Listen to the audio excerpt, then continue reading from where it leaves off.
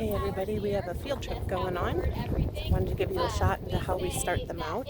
We start with everybody in lines, and Jamie does a little speech about what Safe and Austin's all about. Have a listen. Some superpowers that you're going to meet here at Safe and Austin are a little bit more obvious than others. So I have children, or nope, I also have those, but I'm talking about animals right now. I have animals who are blind, who are deaf, who have cerebral palsy, who have missing limbs, use wheelchairs, use prosthetics, have diabetes, have deformities of some kind. Those are superpowers that you can obviously see with your eyes, right? You can tell something is going on. Then I have superpowers that you can't see with your eyes. Those are things like diabetes, megaesophagus.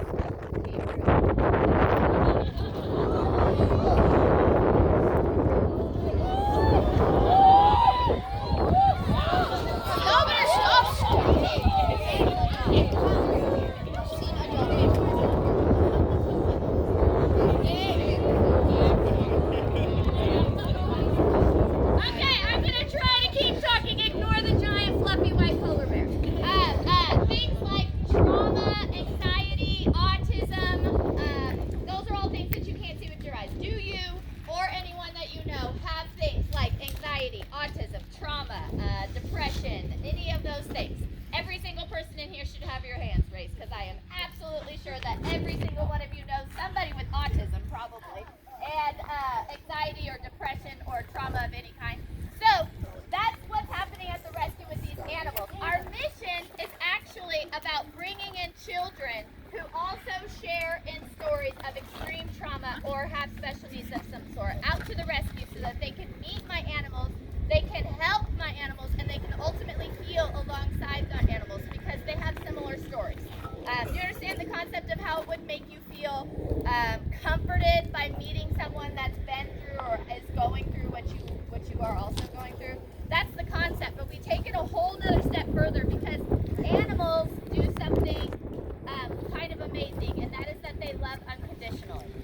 Meaning that they don't ask anything of you, they don't expect anything of you, they don't care who you are, what you look like, where you've been, who your parents are, the decisions you've made in your past, what you eat, who you love, any of that stuff. They love you exactly, listen y'all, they love you exactly as you are in that moment. So that, Gabriel, you're killing me, Smalls. Gabriel, come here. Gabriel. The longer that you distract me, the less time they get with animals. Go. Sorry, man. What's your? Gabriel, Gabe, come here. Devin, sit on that. Thank you. All right, guys, pay attention, please. Sorry. Here's the deal. I'm absolutely sure that y'all have somebody in your life that loves and adores and would do anything in the world to protect you and brag about you all day long. If you don't, I'm that person. Please come talk to me because I want to make sure that you do. But I am that for every single one of these animals and children, which is why you have to listen to me chat before you can go meet them. Okay, so while you are here, you are also going to get to meet and love and hear about all these rescue stories. Some of them are very harsh. Some of them are very hard to hear. You guys are older, so we're going to share with you whatever you ask because it's just the world we live in, and we want you to get all of the information that you're capable of hearing. Some of these animals have been through extreme trauma, and we have children that come every single day that have been through all of these stories as well. But I want you to see how happy they are. I want you to notice how even the ones that are blind or deaf or can't move or have broken spines, how being amongst friends and people and meeting people that are loving them unconditionally, how it changes everything. I also want you all to feel that. So you're inside my gates now, which means courage. Jess. All right.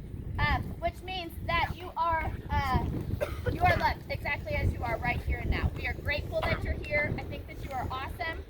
Myself and anybody that you're in front of is willing to speak or give you a hug or anything that you need in this moment, because we do emulate what the animals offer, and that is unconditional kindness. We're going to ask that of you while you're here. There's no reason to be anything but kind to each other or anybody here in this room. You don't have to prove anything. You don't have to be anyone. You don't have to do anything other than just accept what we're offering and just be super kind, super easy, right? Also, with the smaller ones, I say the two rules are slow walking feet, kind, gentle voices. I'm assuming that won't be an issue with y'all, but just make sure that you're walking slowly. Some of my animals are going to be super nervous, and I don't want them to feel scared because there's a bunch of kids walking around. This is their home. You're coming into their space.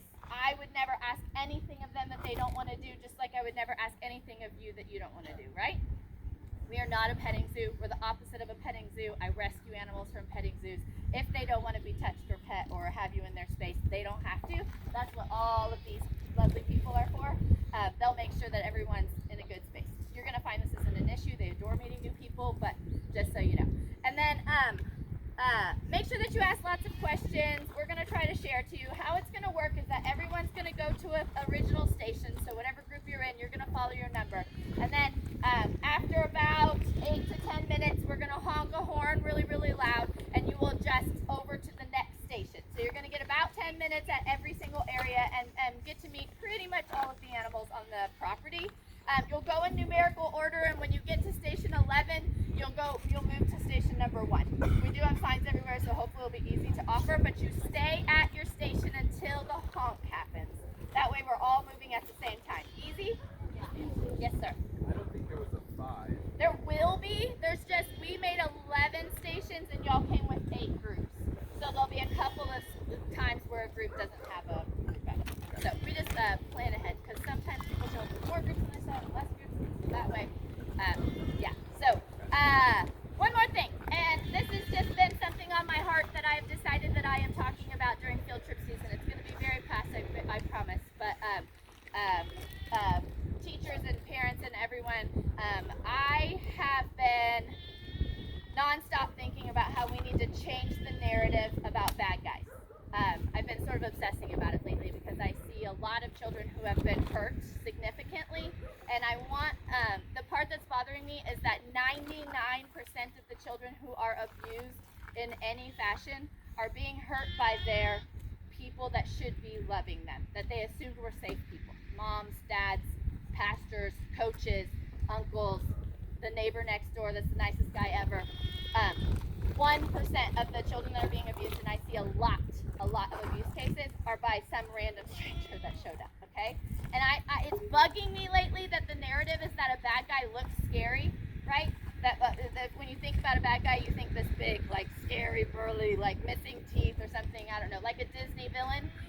But that's not the case. The truth is that a bad guy is anyone in your life, and I mean anyone, who makes you feel sad or scared and asks you not to tell anyone, or threatens you not to tell anyone, or, you know, whatever. Anyone. Anyone that makes you feel sad and scared and says don't tell anybody. That's a bad guy. That is when you need to tell anyone. Anyone that's safe, whether that's me or any of my people or any of these people that you trust and love and feel safe at. And I want y'all to help me start telling people about that. I want children to stop being hurt by the people that they think love them. Bad guys are anyone that makes you feel sad and scared and tell you not to ask anyone. Now, hold on a second, because I have 3 teenagers and about 29,000 that I didn't birth, and sometimes I get cranky. It happens all the time, right? If I get cranky and I yell or I slam a door or I do something that I have to apologize for later, does that make me a bad guy? No. So please don't go home and tell your parents I said they were bad guys if they're in a bad guy. But if I was repeatedly making Jackson feel scared and I told him not to tell anyone, would that make me a bad guy? Yes, I'm absolutely making bad choices, and someone needs to know about it, right? So that's my bad guy speech for the day, and I'm sorry I left you out. We're going to go do super fun things. It's just been on my heart. Like, it's seriously pounding on my heart that we need to change the narrative about that, so y'all are going to help me do it, okay? We're going to stop trauma and abuse from happening before it even starts. This was my silly metaphor that I'm just going to point out right now. Do y'all see this thing? You were just cuddling with it a second ago. She's a pit bull. She's a dog fighting survivor. She's big and she's got scars and she's got a pit bull face, right? Then do you see this thing? Or Nugget? Sweet, look at that sweet little face. She's precious and tiny and has fur. Guess which one might bite you? That one. This one will lick and love you all day long, and I'll leave you to cuddle with her every day. The Chihuahuas, however, we are putting up into the house. Okay? Further proof that you cannot see bad behavior or bad guys with your eyes. You have to pay attention with your heart, and you're going to have to pay attention for your friends also, right? Just in case. Okay, I'm done now. I just want to point that out. Loving Jill, you're going to get to hang out with her and then one of the stations. Nugget here, getting put in the house. Not a good idea. Okay. So you got the rules. Kind, gentle voices, slow walking feet. Wait till the honk to switch to the next group. Ask all the questions that you want to ask. You will get to touch and love and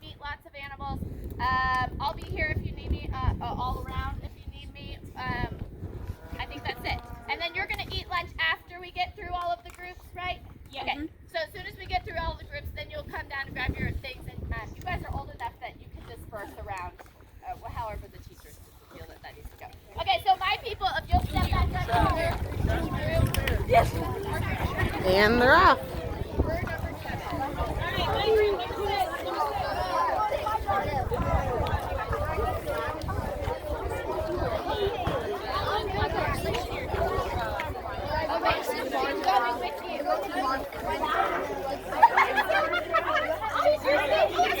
We'll check back in shortly.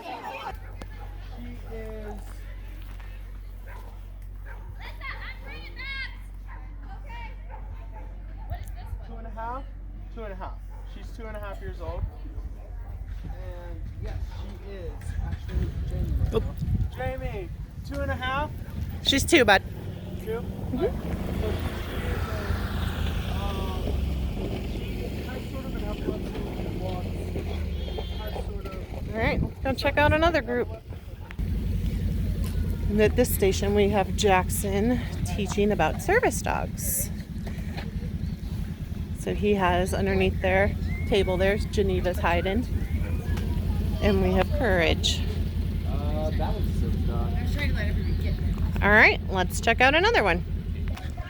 Let's go see what this group is doing. She's falling down too. She doesn't mind if you're kind of casually by her and then accidentally touch her hole.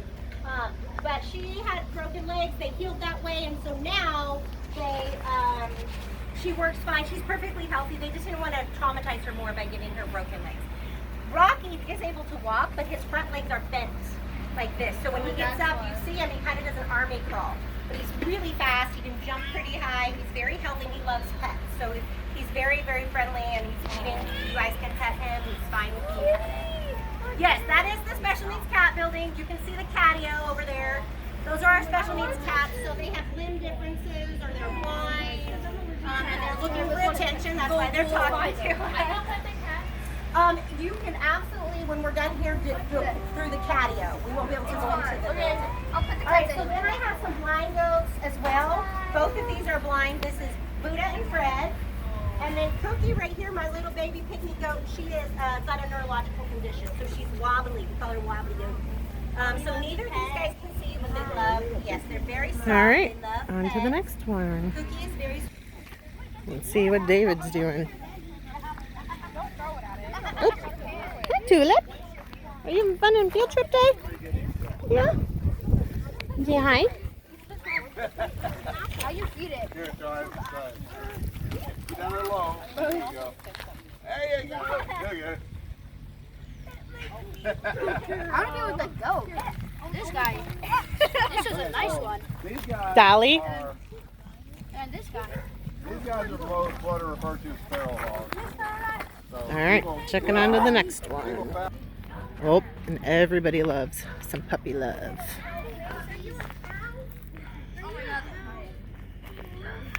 And some Jill. I have so many at my house. I work where I work with. I have 2 of my own, and then and I love the dogs. They're also insane. So do you know what I mean? They're because they're so if I say one night, my girls leave alone. Hello. They do. So hi. But we can't forget the most important puppy we have on the rescue. Hi, Josephine. Can you say hi, everybody? Say hi, baby. Say hi.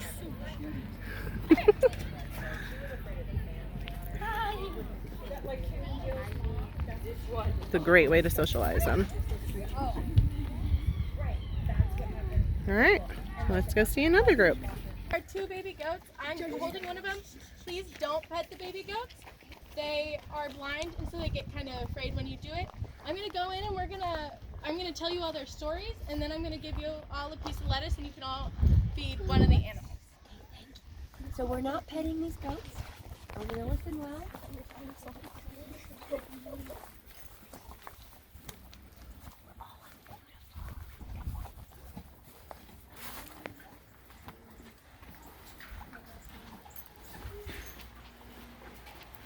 Okay, so our 2 baby goats are Ginger, and then here I have Athena. Ginger is completely blind, and she's about 1 month old. Athena is blind and has neurological issues, and she's a month and a half old. And we got her from Southern California. They were driven up here by someone who wanted her to have a forever home. But sorry, both of them from? No, only Athena is from. Over here we have Tom and Jerry. They were kept by someone's grandparents so that the grandchildren could come and meet them and feed them. But they were kept in a super small pen and didn't have a correct diet or vet care. And so when they got here, we had to give them what they needed, like vet care and better food and stuff like that.